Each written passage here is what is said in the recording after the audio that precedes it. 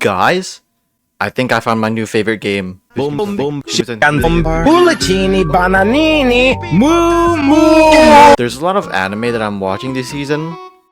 Actually, I'm watching too much. But one show that I kept my eyes very peeled because I love the main series, My Hero Academia Vigilante. I'm doing Vigilante reactions by the way on Twitch. Poggers. It was pretty random that Vigilante got an adaptation. I heard teeny tiny bits of the manga, but I don't know anything about it. It's not written by Horikoshi sensei or even drawn by him. It's two different people. Although it is set in the My Hero world when everyone that we know from the main series was still a kid.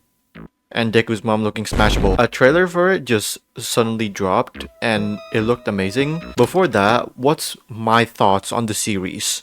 I think it's good. It definitely plays more on the darker, mature tone, I guess you can say. Our MC's not this heroic-hearted person that just saves people without hesitation.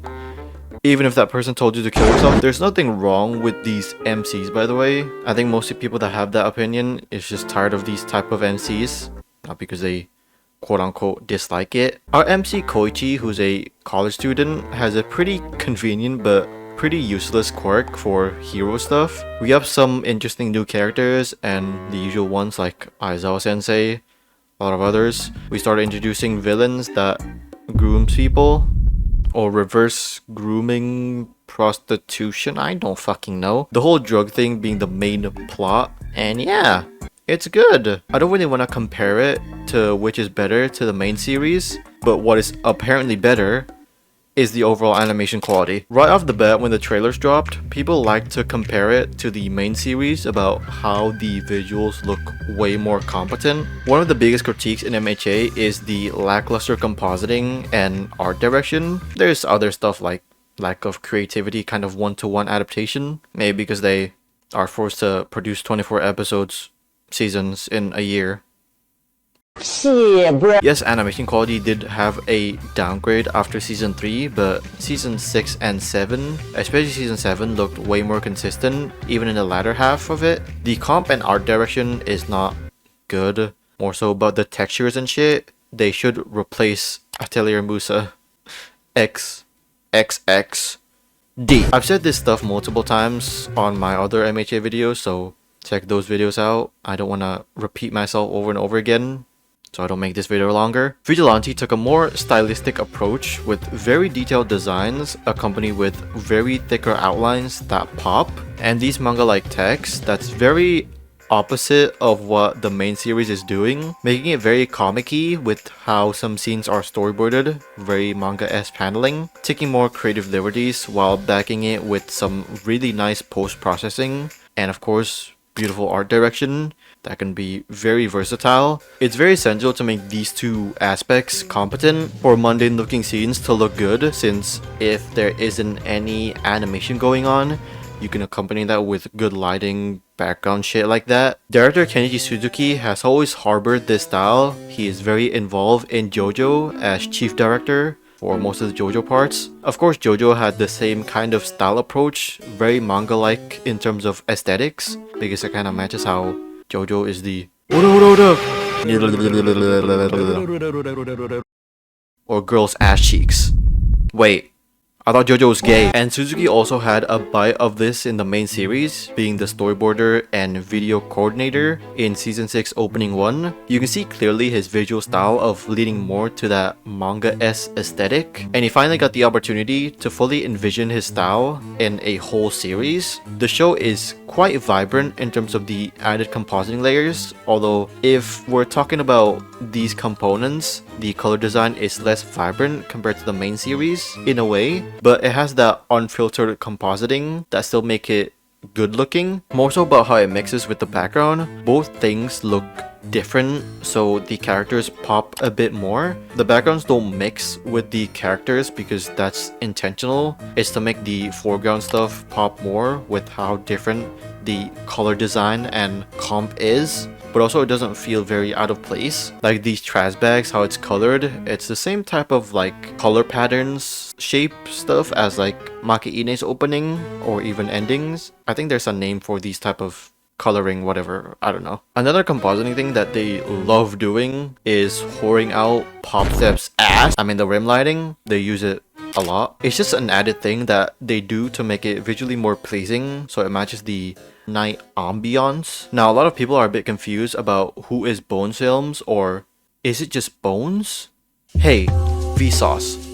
Mystery white sauce here. It's a bit convoluted right now, but something for sure, Bones and Bones Films are the same studio. Vigilante is produced at Studio B in Bones. From a bit of research, Bones Films is what Bones is right now. So like a rebrand thing. On paper, it's a different company, but there's no differences about these two names. And from now on, Bones projects / productions are now being called Bones Films. This name is not bounded to one specific stub studio, like what Studio Pure Art did with Pure Art Films, or like A1 Pictures and Cloverworks. Those two are just two different standalone studios now. It's more evident with their newer shows like Gachiakuda, it's under Bones Films, or for Skate 8. In their website, it's changed to Bones Films, and also for My Hero's main series, on the website, it also changes to Bones Films, but in Mal, it still labels as Bones, although in Anilist, it's Bones Films, so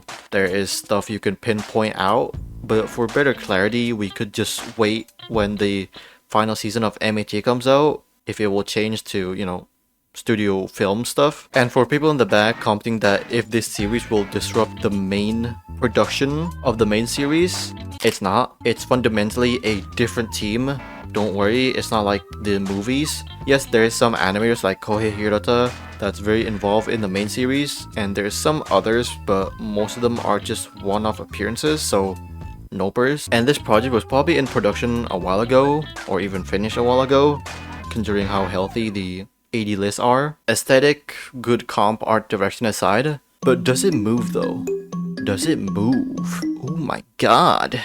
Of course it does. I'll be honest to you, I was expecting more movement, but that's just me having a bit too high of an expectation. Overall animation power is quite strong. I don't know who is the animation producer for Vigilante. Any site didn't have the AniP listed, so Sag. But some of the animators or just directors appeared quite a bit in other Bone shows, or even from the main series, or even some that's only had like one or two other sequences, in Boru at least. Although there's a lot to point out, the most important players are Ayana Nishio, basically does most of Popstep stuff. She did most of her performance and the infamous dance in the OP. Really like that she can play around with different art styles, even for her scenes in the episode. Very fluid and at times snappy, but most importantly, her character drawings are fucking phenomenal.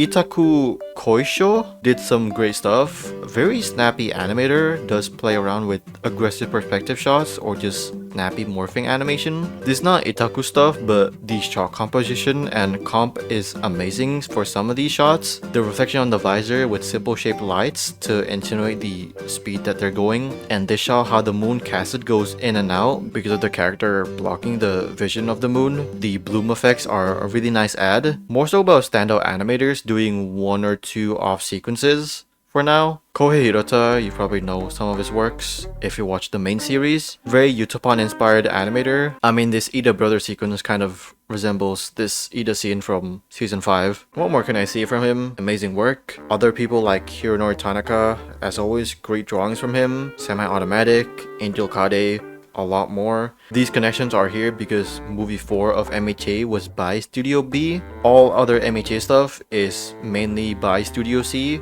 but maybe exceptions episodes are by the other sub-studios. It's not a far-fetched or a hot take to say that this is what MHA should have looked like. Horikoshi's art is some of the best in the manga industry, and to not have that same style as Vigilante in the main series, pretty not poggers. I'm pretty excited for future stuff for Vigilante, and even the next episode, episode 5, from the preview alone, it looks like it has the same quality as episode 4, by far the best looking episode of the series right now. Of course there's a lot of stuff to add, but that's the TLDR of it. Well, 9 to 10 minute video, it's not really a TLDR. If you guys like this video, leave a like. If you hate it, leave a like. Comment down below what your thoughts on the Vigilante stuff up until now. And yeah, hope you guys enjoyed the video. See you guys next time.